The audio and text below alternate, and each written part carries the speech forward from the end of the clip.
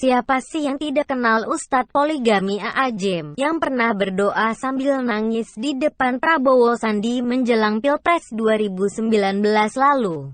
Ternyata di balik gayanya yang lembut itu, doi menyimpan kebencian yang mendalam terhadap Ahok. Entah apa penyebabnya. Apakah karena keseringan terasuki oleh berita hoaks ataukah dia ada masalah lain dengan politisi yang kini jadi komisaris Pertamina itu?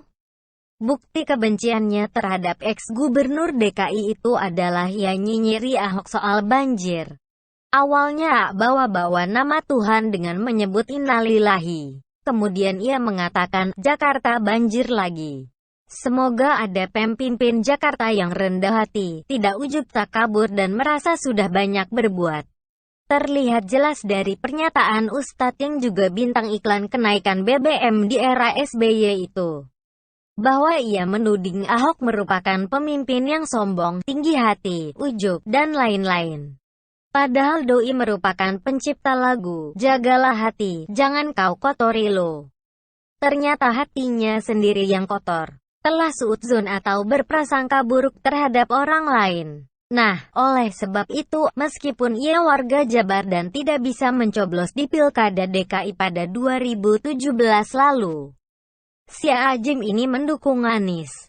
Tapi apa yang terjadi? Meskipun Jakarta sudah diberi pemimpin yang menurutnya rendah hati, tidak ujub takabur dan merasa sudah banyak berbuat, banjir malah semakin menjadi-jadi. Bahkan, ada warga terdampak banjir menyebut bahwa banjir di DKI yang terjadi pada awal tahun 2020 ini merupakan banjir terbesar sepanjang 30 tahun terakhir. Hanya saja, dasar si A.A. ini Ustadz pecundang, ia tetap saja membela Anies dengan mengubah pernyataannya. Kalau banjir terjadi di era Ahok ia sebut karena kesombongan gubernurnya. Dan kalau banjir yang terjadi di era Anies ia katakan ini adalah ujian.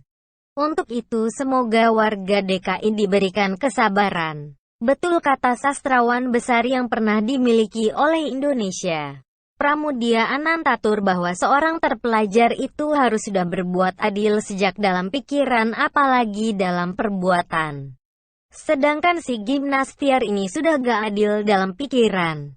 Dan perbuatannya juga tidak menunjukkan sila kedua Pancasila sama sekali. Akan tetapi, meskipun ia dibela mati-matian oleh A.A. Gym, sampai-sampai si A.A. menggadaikan harga dirinya, tetap saja Anies tegangnya perangnya. Dalam sebuah wawancara antara A.A. Gym dengan Anies, si Anies ini dengan teganya membohongi A.A. Ia mengatakan, 2 juta kakak di Jakarta akan dapat paket makanan seminggu sekali, yang mana isinya adalah beras, daging sapi atau daging ayam, mie instan, biskuit, minyak goreng, sabun dan masker. Pertanyaannya, kenapa pernyataan Anies itu disebut telah membohongi atau ngeprang A.A. Gym? Karena kenyataannya tidak demikian. Penyaluran sembako yang katanya 4 kali sebulan itu, yang dimulai sejak April lalu, nyatanya baru sekali saja warga DKI menerima bantuan paket makanan dari Pemprov DKI selama PSBB ini. Jadi, sudah satu kebohongan di situ. Kemudian, yang katanya warga akan diberi daging sapi atau ayam. Tapi faktanya bantuan tersebut hanya berisi beras 5 kg, sarden kecil 2 kaleng, minyak goreng gak sampai 1 liter, biskuit 2 bungkus, masker 2 lembar, dan sabun mandi 2 batang. Dan kalau dirupiahkan, total dari bantuannya adalah seharga 149.500. Gak sampai 600.000 jika dijumlahkan selama 1 bulan. Coba perhatikan baik-baik item sembako yang dibagikan Anies tersebut. Gak ada sapi ataupun ayam. Seperti yang ia sebutkan sebelumnya. Sudah 2 kebohongan yang Wan Getar sampaikan kepada Wan Poligami. Selanjutnya, yang dapat bantuan tahap pertama itu berdasarkan informasi di corona.jakarta.go.id hanya 1.049.317 kakak saja, atau 87,4% dari target yang sesungguhnya. Padahal sebelumnya, Anies mengatakan kepada AA Jem, 2 juta kakak di DKI akan dapat sembako selama 4 kali sebulan itu.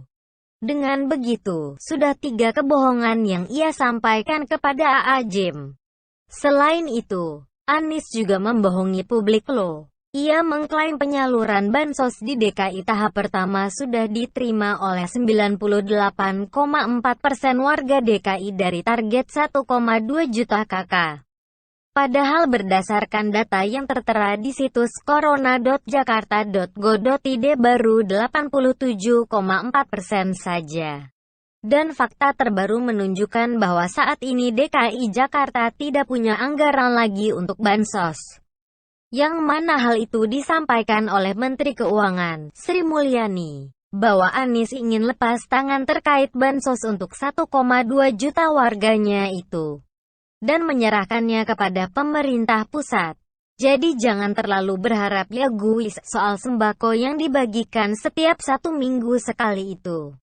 Karena itu hanya perang doang kok. Sadis kali ini gubernur, Ustadz yang telah mendoakannya dan mendukungnya saja tega dia perang. Apalagi warga DKI. Awas lo, entar kualat ngeprang Ustadz.